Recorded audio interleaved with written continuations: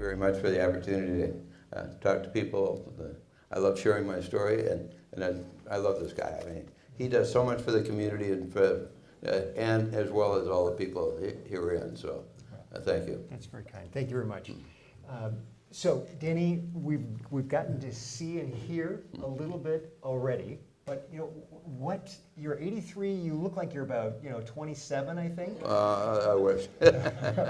So, world's oldest living teenager is not just a nickname that got pulled out of the air. I live it. You live it. You absolutely live it. So, let's talk a little bit. What's getting you out of bed right now? I know we're going to talk about some of the programs, and especially something you're doing with the Dalai Lama, which I just found out about, and I'm excited to hear about that. But what is it that gets you out of bed in the morning? What are you excited about? God put me on earth for a reason, and that's not for myself. It's for other people, and those are the programs I try and create. The Dalai Lama and I are at a new program right now for empathy and compassion, because that's his credo with the Buddhist religion and so on and so forth. Mm-hmm. I had the opportunity of meeting him a year and a half ago when he was here and gave a commencement speech at UCSD. He's one of the most wonderful but fun people I've ever met. I mean, he's a jolly, jolly person. It's fun to be around. I had the privilege years ago of being in Turkey and going through the city called Ephesus, which for those of you who know Bible readers know that was a pretty famous city. And I kept hearing, as I was walking ahead with my wife, and I kept hearing this sort of raucous party that was going on behind us. I thought, finally, I'm going to wait and see who this is. There was a whole bunch of Buddhist monks were smoking cigars, and they had their movie cameras with them. I thought, you know what, that's pretty attractive, with their saffron robes, their sandals, going, hey, what's going on? So I can only picture that as you talk about the Dalai Lama.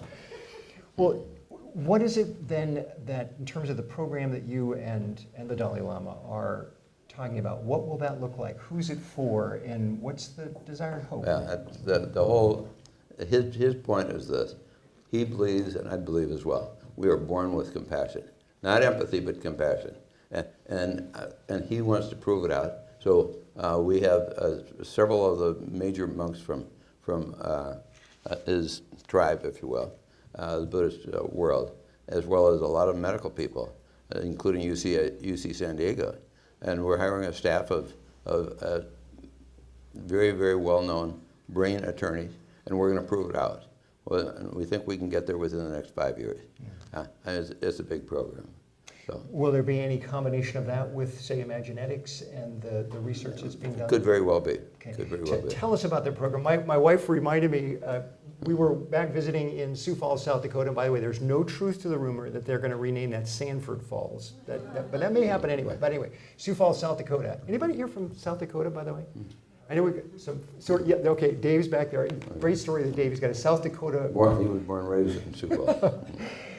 Amazing town, 3% unemployment. I mean, it's even less than San Diego's.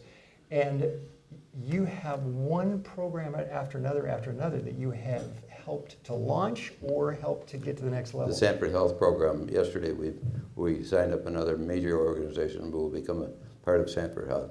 We will now have 80,000 employees, the largest medical facilities and group in the world, in 9 countries besides the United States. So we're doing good, and it's a private nonprofit, so there's no profit to be derived. Maybe revenues might exceed expenses, but they're not called profit, and they're not nonprofit. And I've chatted with some of the directors of the hospital, and what they're doing internationally is phenomenal in terms of opening these clinics and bringing world-class care. We're building 250 children's clinics just in Ghana alone, so we're having a lot of fun with it. Yeah. So you lost your mother when you were 4 years old to breast cancer, and you've given, I think, $125 million to the Edith Sanford breast cancer in research. Mm-hmm. We're making some good progress. Mm-hmm. A very, very difficult disease because of where it spread.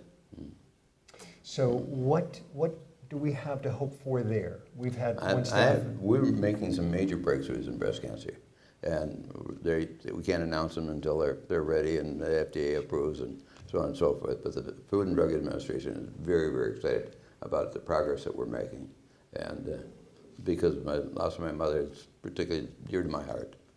Mm-hmm. And what I love too, Denny, about your style of giving is you have to find situations where you can make a difference. There needs to be some creativity. It needs to be not just another 5 other people have done this or 50 other people have done it. You're looking for situations and ways you can add value as a businessman. Well, I'm a businessman, number one. I've got a very successful business. I've got about 3,000 employees in the state of South Dakota alone. And I look at philanthropy as a return on investment. Where do you get the biggest bang for the buck? Wherever you put your dollar. You can throw it at and they're good organizations, American Cancer Society or Heart Association, so on and so forth. But if you get to the basic organizations, we think you can do a heck of a lot better. And one of the best organizations I've supported is National University, run by the stand-up Mike, Chancellor Michael Cunningham. Let me tell you a little bit about National. I created a program after reading the book Men Are From Mars, Women From Venus. The Arizona State University did all the research for me, and they developed a program which is currently in front of 8.2 million kids nationwide and going worldwide. And our goal is between 20 and 23 million kids. So Arizona State created it. I said, well, now how do we get it out? They said, Denny, it's on our website. Excuse me, that doesn't work. No, that doesn't work. So at the same time, about the same time, I meet Dr. Cunningham, and he said, I'm an ex-marketing guy. I had a very successful company in New York. And by the way, I'm running this company, this organization called National University, headquartered here in town. I'm in 40,000 students, 40 to 45,000 students right now, and it's very, very unique. So he said, I'd like to distribute it for you. And they picked it up, and they're running hard and fast with it. I mean, they're doing a great job for me. And I pay them to do it, and it's some of the best money I've spent. Because we teach children, starting in pre-kindergarten, on up to middle school, on up to the tough years, how to better understand the opposite gender and appreciate them and communicate early on. And it's the biggest program. It's my legacy. And he's making it happen for me. So thank you, Denny Mike. and I are still trying to figure out how to treat and interact with the opposite gender. He and I are trying to learn ourselves. Which, by the way, we did have some volunteers, but so afterwards we're taking in numbers. So for those that did volunteer. And then, Denny, that's the Harmony program. And then there's a couple of other Sanford initiatives in terms of the School of Philanthropy. And so talk a little bit more about lady over there runs the Institute of Philanthropy, where we teach fundraisers, the boots on the ground people, not the management of a fundraising operation. The people that are on the ground raising money, how to do it. And she does a great job in managing that process. Sanford Institute of Philanthropy, provided by National University right here in town. They've got a great resource. Another program that I created was the Sanford Inspire program, which was modeled after Teach for America, to teach kids how to believe in themselves before they get to manhood or womanhood. Believe in themselves, and therefore we know it's going to increase the graduation rate dramatically. This is fun. Well, and speaking of helping these young impressionable young men and women, you had a time in your life. By the way, I do have his permission to ask him about this, so don't use. Is this off the record? So for those of you who are worried about your kids or your nieces or your nephews and wondering, oh my gosh, how are they ever going to recover from that pitfall? That poor decision. We've got hope for you. Okay, so Denny, I understand that when you were 18, after you just graduated, you got into a life-changing situation that sort of altered your. This is off the record, right? Okay. So do you mind sharing a little bit of that with us? 18 years old, we had a going-away party for a bunch of my guys, friends from my class at St. Paul Central, going into the Marines, and of course there had to be a keg of beer, and there was too much consumption of that alcoholic beverage. And one of the fellows walked out in the middle of the street, like it was almost hit by a car, and the bad words came out of his mouth, and the driver stopped the car and knocked him out right there on the street. And so a bunch of our buddies jumped into the fray along with neighbors and so on and so forth. Well, dumb Denny was part of the process because I used to be a tough kid and got involved in it. And they had an APB out for my car. I got put in jail. I got a 90-day sentence in a prison-like consideration, a workhouse in St. Paul. And but I'm there with a bunch of slugs. And I mean, these are people that kind of live there year-round. They can only get a 6-month sentence, but they keep coming back. And so I meet these people. Wait a second, I can't get that. I can't go there. So I got in touch with the judge. I said, Judge, I've not been a great student, but I would like to get out of here and go to the university. If you would release me, I'll put myself. I'll go through college. He said, are you sure you can do that? Well, the university accepted me on scholastic probation. But 4 years later, I got through the whole deal. Not as a good student, I admit that. But they got me out in 31 days, 15 hours, and 2 minutes. So I didn't have to spend the full 90 days in the prison. Yeah. So, I mean, the fact is, the name of our group is Wealth Legacy Group. And the reason that for the wealth part is we advise folks, and not just on the financial part, but on the other parts as well. Wealth is, the Bible talks about wealth, is more than just financial. It's about relational, it's emotional, it's mental, and it's spiritual as well. But the other part of it is legacy, and we're getting some feedback again. I'm not sure. It might be mine. Here, let me trade it, and let's see if I'll take that volume down a little bit. Okay, thanks. So, but the second part is legacy. And because the fact is we're all leaving a legacy. Every day, when we wake up and look in the mirror, it's like, okay, how can I impact the world today in a lasting positive way? And the fact is, it doesn't matter how badly I tubed it yesterday. Hey there, Gary, good to see you.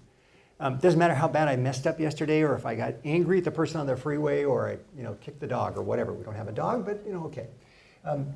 We get a fresh new start. So what does legacy look like for you? Why are you here on the planet? I had a chance to, where's Brenda? I got a chance to have an interview yesterday with Brenda, who's got a remarkable program, 21-day program on legacy, a legacy university that she is launching. And again, it's about how are we going to choose? Why are we here on the planet? I truly believe that every one of us has a reason. I don't care if you make, if you're going to leave $3 billion or if you're going to leave 30,000. It's about what are you choosing to do? But first of all, it starts with understanding why did God put you us on earth? Yeah. Why did God put us on earth? Yeah. And so, Denny, that's actually maybe a good point to go. Is I know you're a follower of Jesus. I know your faith is important to you. Tell us about that. How does that integrate? I had a great upbringing at home. A couple different churches, Presbyterian Church, Lutheran Church, and so on and so forth. And I strongly believe in Christ and what he did for the world and how he provided. And that's not the only great religion, but Christianity is not the only great religion. But religion in general is needed by all of us. That's how we know that our ladder is leaning against the right wall. Exactly. Right?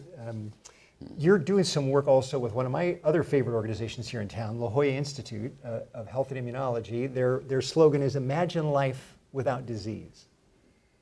Think about that. How about a great vision? That's a moonshot kind of vision right there. Imagine life without disease. And Denny, you are now helping to come around as well.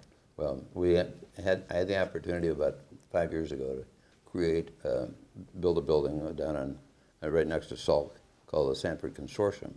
Very unusual organization, nothing like it anywhere else in the world. We put together the Salk Institute, the Scripps Institute, Sanford Burnham Institute, all medical research groups, La Jolla Immunology, and UCSD, all contributing. It's so unusual because when they sign up, these organizations sign up for that program, everyone has to divulge everything that they know to one another, because these diseases are so intense and dramatic and unusual. You have to pick everybody's brain, and there's nothing like this anywhere else in the world. So I'm so pleased to have my name on that organization, Sanford Consortium. Well, it reminds me of the saying, I think it was President Reagan that had on his desk that said, "There's no limit to what can be accomplished if nobody cares who gets the credit." Right. There's no limit to what can be accomplished if nobody cares who gets the credit. putting those egos aside. Well, Denny, again, you're an entrepreneur. There's a lot of both budding entrepreneurs and seasoned entrepreneurs out there. I see you. I are one. I recognize you. What's some of the best advice that you've been given along the way as an entrepreneur, and what that you would pass along? Number one piece of advice is know what you don't know. Know what you don't know. Too many people, I was in the venture capital business for a while, and that it really proved out there that entrepreneurs that think they know it all start out and they don't surround themselves with all stronger people than themselves. So you have to surround yourself with everyone that is smarter than you and to get there, and have them be a part of the team and get you there. Something else I've heard you say is, and there's many Dennyisms that I've come to really love and appreciate, but treating people fairly is really important to you. Why is that? Well, no question about it. You see so many wrongdoings in civilization. You just give them good credit and give them an opportunity. So those things go together. Plus, I've heard you say about honesty, the importance of just telling the truth. You've proven it in your business for certain, and very, very well. I think it's due to your wife, though. Absolutely. The best thing in my life from my wife, there's no question. Right. She's a sweetheart. But you have proven it in your organization. I mean, dramatically. But it's a basic of civilization. So be fair. As I've heard you say, a clear conscience makes a soft pillow. Yeah, for sure.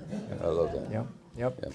So Denny, we're unfortunately rapidly running out of time here, but you've just continued to impact the world in different ways. We're going to hear a story as we start our deeper dive from someone who shared a story with me about a $70,000 gift. It was an investment actually from you early on that has now expanded multiple times. It's now, I think, something like $30 million that they've been able to raise in funding and grants, but it started with just simply an initial seed fund from you of $70,000. So we're going to hear that story for a break, so you'll want to come back and get that right away. But what is it that you want to be remembered for? I mean, truly, I don't know many billionaires, but you've got to be one of the most humble, self-effacing billionaires I think I've ever heard or seen.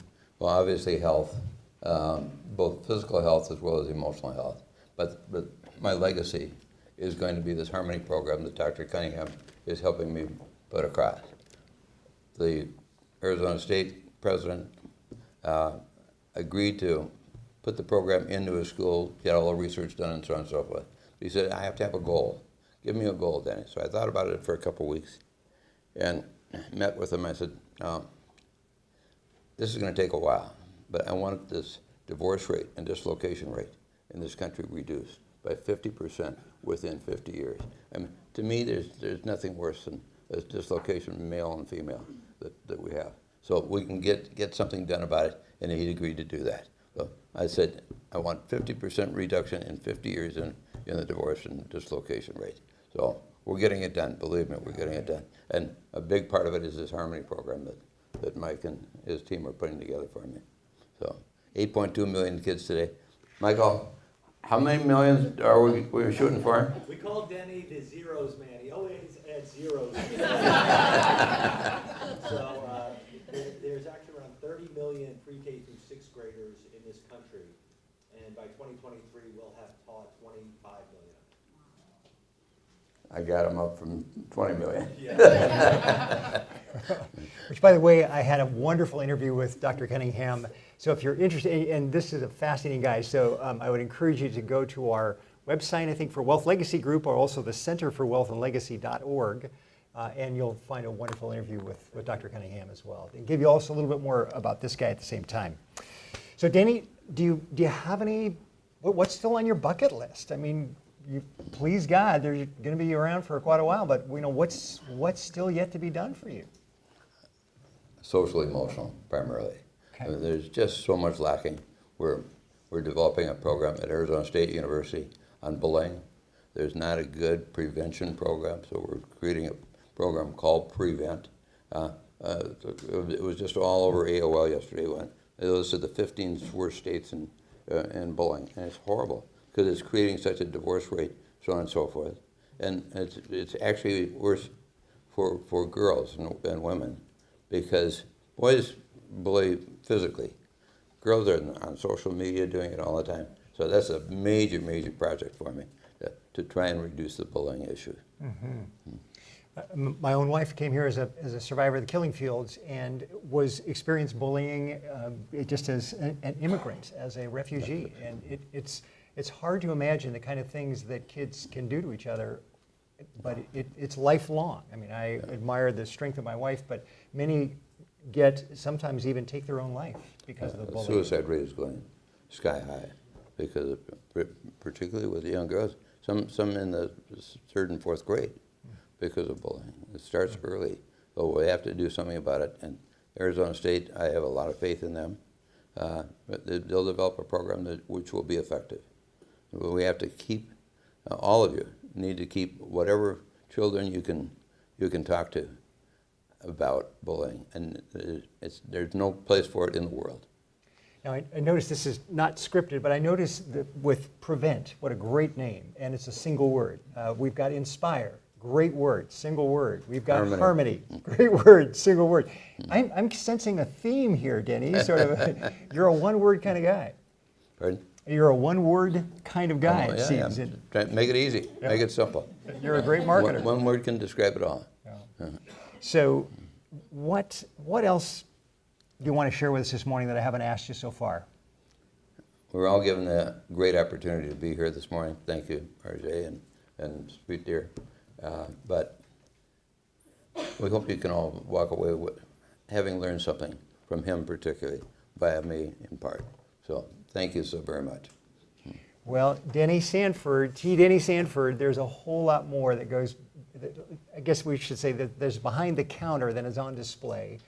You got just a small taste of it. I invite you to get to spend a little bit of time during our Q&A time, which will kick off at 9:15. So we've got some table facilitators. Again, raise your hands. I want to make sure we've got somebody facilitating at every table.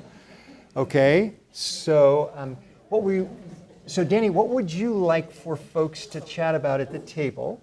And as well, what would be a question that you would like for folks to kind of dig into? How can they make the biggest difference in life with other people? Good.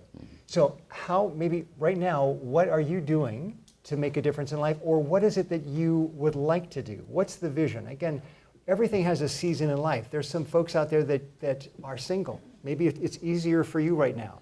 There are folks that have just gotten married. Well, you know what? You're starting a new season. Maybe you're raising 4 teenagers. Guess what? That's your job. My hat's off to you. Go for it. Yeah. Talk to us in about 30 years or so. What is it? When the parents said, when you've got kids that are in grade school, you put them in a barrel. When they turn teenagers, you seal the barrel up and feed them through the hole. Well, whatever. So anyway, but we're all in different seasons. But what is it that challenges you? For me, a long time ago, when I was in my late 30s, my vision began to be, how can I raise or facilitate $500 million for philanthropy? Had no idea how I'd be able to do that. And then a few years ago, my business coach, Max, said, RJ, what would really scare you as a goal, or to revise your goals? I said, you know what would really scare me would be to facilitate $1 billion for philanthropy. Okay, you just found your new goal. So if you can say it, if you can think it, you can do it. Now, again, as Ken Blanchard, who's another great mentor, hey, Chris, over there, speaking of La Jolla Institute for Health, go talk with Chris Lee, you're over there. But Ken Blanchard says that if we focus on the how, instead of focusing on the why and the what, we'll never get started, because it can be too daunting.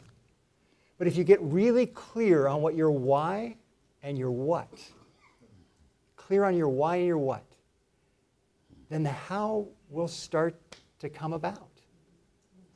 Okay? So at your tables, let's talk about what is your why and what, or what would you like your why and what to look like, and get excited, listen, encourage those around the table. Table facilitators, thank you so much. We will come back together about 5 to 9. So I'll give you a shout out then, okay? So until then, dive in. how do they balance? So as a philanthropist, how do you balance the cost of program? Because as we see it, whether it's dancing, whether it is research, you've got to pay people and you need to pay them well. How do you balance that versus the programs and the outcomes? So Denny, how do you balance that? What's your perspective on that as a Well, philanthropist? first off, I get to know the people very well, and I do my own due diligence on them, and I make sure that the organization is sound financially. But I look at the results. Who's getting the best results for the buck, if you will, bang for the buck? It's return on investment. At the end of the day, that really determines where I go. How do you quantify that as a philanthropist? Well, what I As an see investor. nationwide is a lot of great organizations, well managed. Obviously, you're a great manager. But Mike Cunningham, Dr. Cunningham, came to me a couple years ago after we created the Harmony program and the Inspire program. He said, "What else do you see?" I said, "As a philanthropist, I see so many missteps from people trying to raise money. The worst thing I want to hear is you got to lend us some, or give us some money so I can keep my job." I mean, that's unconscionable that somebody would go there. But so we created a program that has put over, give me the number, 90,000 people through the Sanford Institute of Philanthropy. Not only here, but in colleges across the country, because colleges are recognizing it, not for college students, but for adults. So they run these programs. But here, how many people have we put through here? Thousands of people. And we have 2 manuals, very, very specific manuals on how you get to 5 different personality types, so on and so forth. So I would strongly suggest check into the Sanford Institute of Philanthropy. It's a nonprofit deal for us, but we feel it's so necessary to get across to improve philanthropy in the United States. This program that we created is unique and nothing else like it in the country. It's really for the boots on the ground people. I mean, sometimes you're boots on the ground, talking to an investor, a philanthropist, so. But giving you the basics. This program lays out all the basics on how to raise money for your nonprofit. And believe me, it works. I've heard some near miracle people saying, I was going to ask this couple for $10,000 instead. I learned in the class you can start higher. Raised $100,000. Well, those things happen. It takes just as much work to raise 100,000 and ask for 100,000 as just to ask for 10,000. I'm going to take your name tag away. It's bugging me. Okay, and this is the ballet company, so we're not going to put boots on the ground with them, right? We're going to have ballet slippers. But okay, other than that, where's our next question? I think the best.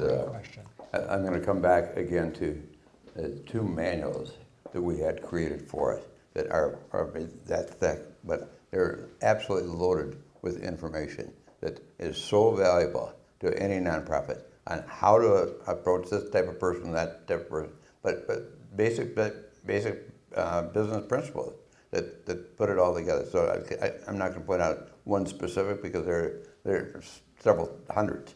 Here's the one good one, though, Denny. And the school systems are learning social emotional considerations are as important, if not more important, than the subject matter that they're taught in schools of ed. That they're only taught classroom stuff for subject, and that's only half the world. We spend the majority of our day out of work or the like with other people, and that's. But we've got an answer man back here. Dr. Mark Williams. I don't know if I have an answer. Well, as I mentioned earlier, Dr. Cunningham, who's no longer here with us, just left a few minutes ago. What he did for me, taking a program that was well conceived and so on, so he's putting it on the map, and that's a big bang for the buck because as he said, 25 million kids will be exposed and will learn every day of the week. 25 million kids in this country alone. Now it's going into several other foreign countries. The Vatican came to me and said, Denny, can we have this Harmony program for 3,000 of our schools. I said, of course you can. Where are the schools? In India. Well, why not in India? Why not around the world? I mean, because harmony is so important in our everyday life. We need it, but it has to be taught. And Denny, you're also... The definition would be compassion is something that is, I believe, we're born with. Empathy, and that's just a good feeling. Empathy is more self-directed or directed at individual situations. That's the best definition I've heard of, the difference between empathy and compassion. I think we're all born with a compassion, but when you can be empathetic to a cause or to a person, that's the big difference. But the majority of it thus far has gone into Sanford Health, which is now a worldwide organization, multiple locations, 80,000 employees and growing and making a major difference as a private nonprofit hospital system. We're going around the world. We're in 9 different countries. But National University is where a big part of my heart is because of what they've done for children in the world through the Harmony program. I mean, it's just absolutely so significant. I hear these teachers rave about it.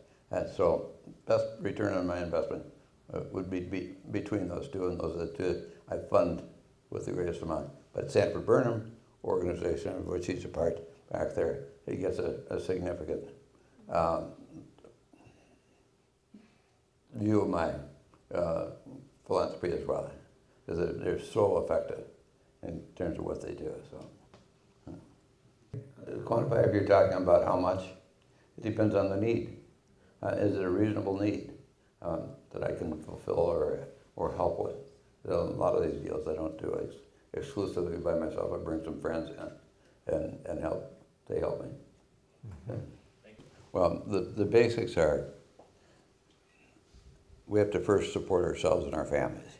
And so it's very difficult to get people to donate a lot of money before they're 50 or 60 years old. But along the way, while they're earning a living, supporting their family and life, they can time and energy supporting these organizations is just as important as money.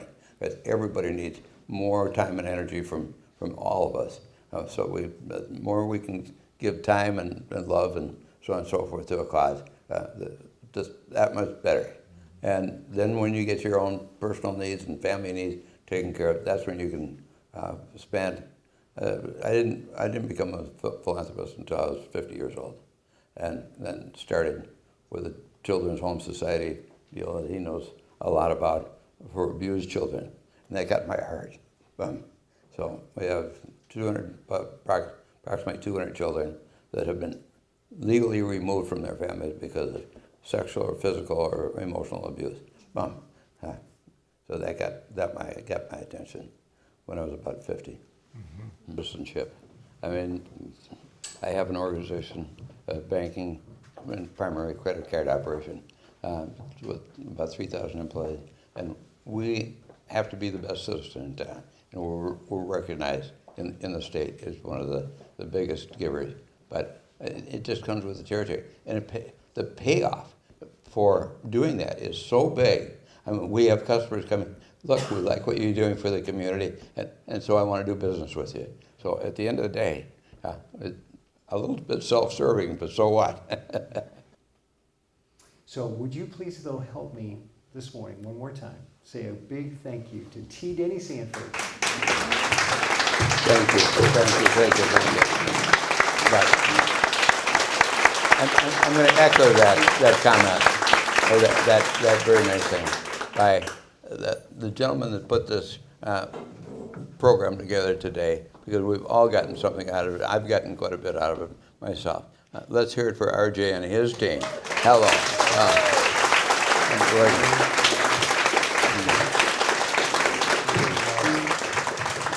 Well, on behalf of the Center for Wealth and Legacy, God bless. Thanks for being with us today. You made this day better because you were here. So Larry, I'm sure, has more things happening. But on the way out, be sure to talk with Larry if you'd like to find out more about Corporate Alliance. Again, thank you for our sponsors who make this happen. God bless. We'll see you. Go make a difference.